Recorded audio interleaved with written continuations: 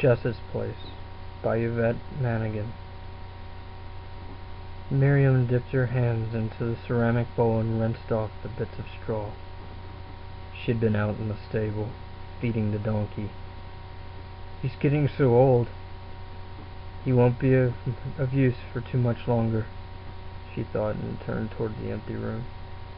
Evening was falling. Amber light through the window colored the cup and bowl that rested on the table. The bedroll, laid out in the corner, was rumpled.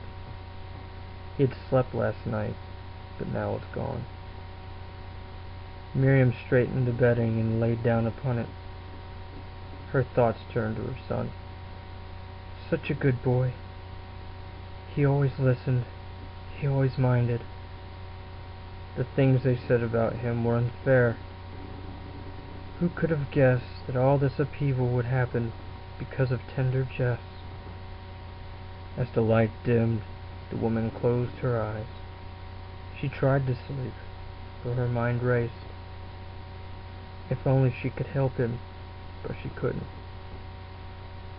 The priest wouldn't talk to her. "You are his mother," they told her. "You could be held responsible."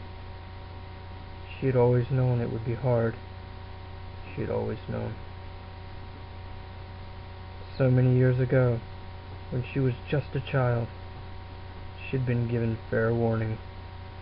"These are not the ways of man," she'd been told. "You behave in a manner befitting a woman of the streets." "But Father, I've done nothing. This is a gift." Father disagreed, and she was sent from her childhood home. She had known a man, virtually a stranger, and he took her in. He made her his wife in exchange for simple food and a tidy house.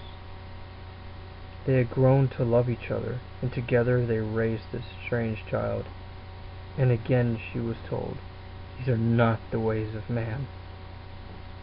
But her husband never said this. He didn't question her actions or pry into her past.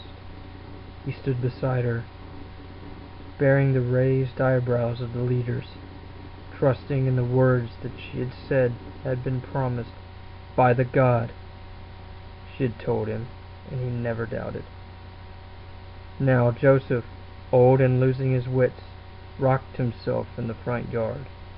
Passers-by taunted him, calling out, "Your son is a traitor," or "How could you have spawned such a deviant?"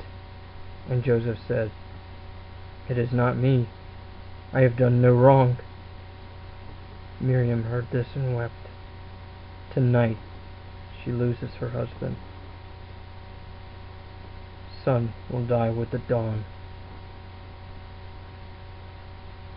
"How, Father?